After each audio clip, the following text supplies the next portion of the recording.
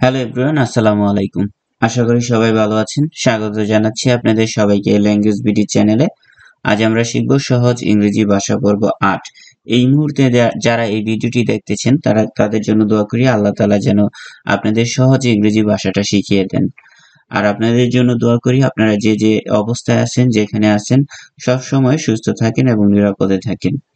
আসুন তাহলে শুরু করা যাক আমাদের চমৎকার এই পর্বটি।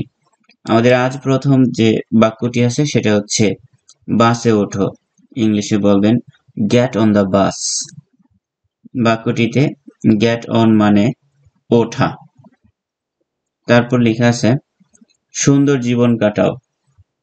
বাক্যটিকে ইংলিশে বলবেন লিভ আ বিউটিফুল লাইফ। এই বাক্যে বিউটিফুল মানে হচ্ছে সুন্দর, লাইফ শব্দের অর্থ জীবন। লিভ আ বিউটিফুল লাইফ মানে সুন্দর জীবন কাটাও। নেক্সটে লেখা আছে এটি আমার জন্য যথেষ্ট। ইংলিশে বলবেন this is enough for me.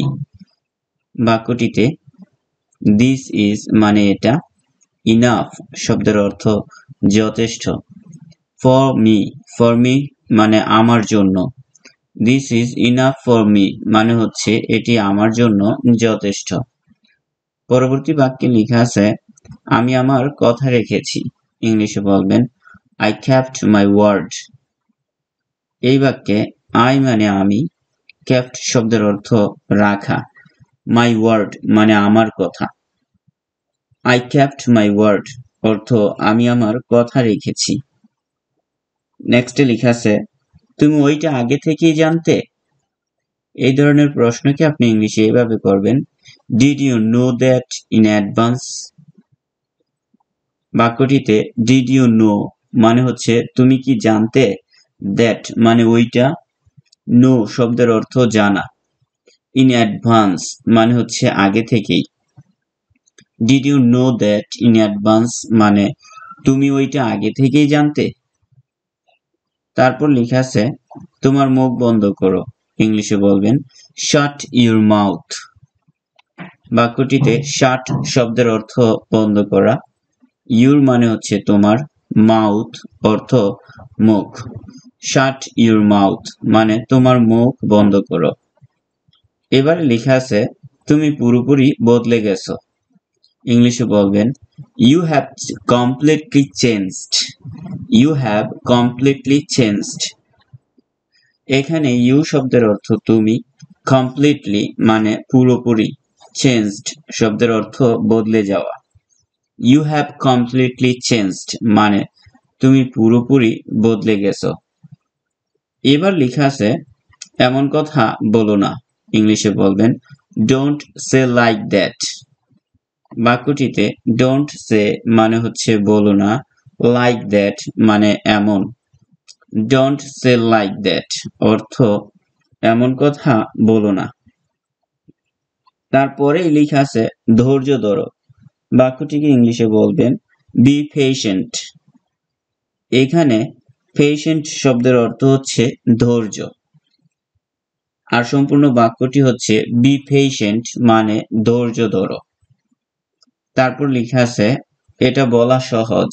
ইংলিশে বলবেন ইটস ইজি টু সে।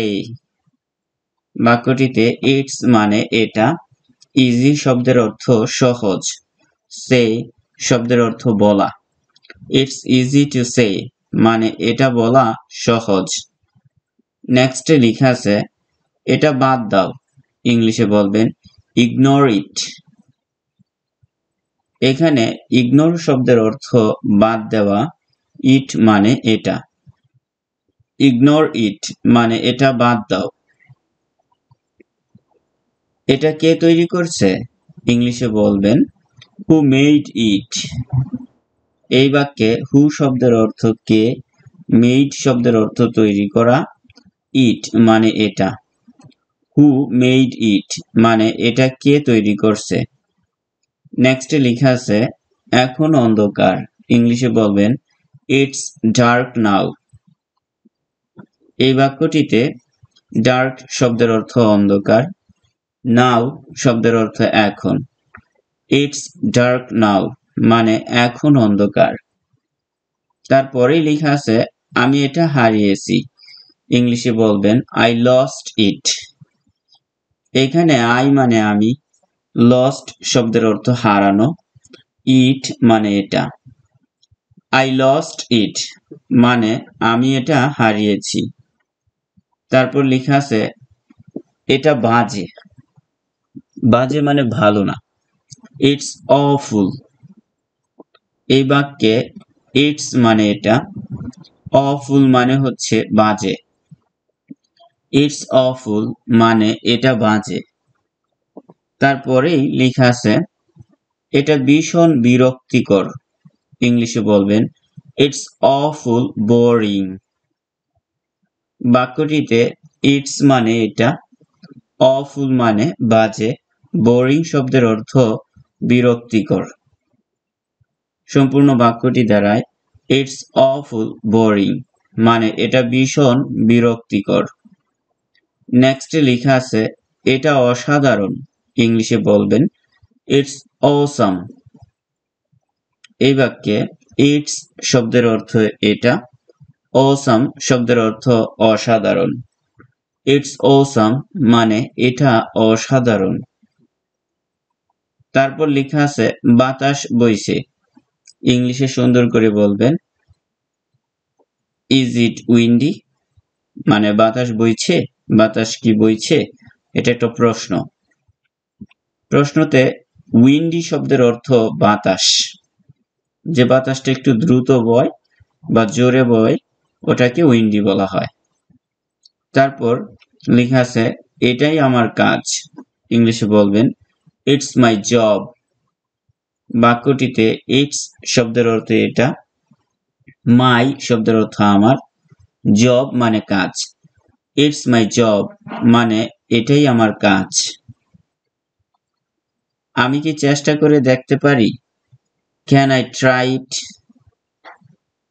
এখানে ক্যান শব্দের অর্থ পারা, আই শব্দের অর্থ আমি, ট্রাই মানে চেষ্টা করা, ইট মানে এটা। ক্যান আই ট্রাই ইট মানে আমি কি চেষ্টা করে দেখতে পারি? আপনাদের সবাইকে অসংখ্য ধন্যবাদ সহজ ইংরেজি ভাষা পর্ব ৮ নম্বর পর্বটি দেখার জন্য। যদি আমাদের এই ভিডিওটি ভালো লাগে তাহলে ভিডিওতে একটি লাইক দিবেন আর কমেন্ট করে জানাবেন আপনাদের কেমন লেগেছে। আপনাদের জন্য অনেক কষ্ট করে ভিডিওগুলো বানানো হয়। আপনারা যদি লাইক কমেন্ট করেন কিংবা আমার চ্যানেলটি সাবস্ক্রাইব করে নেন তাহলে আমি অনেক বেশি উৎসাহ পাই নতুন নতুন ভিডিও বানানোর জন্য।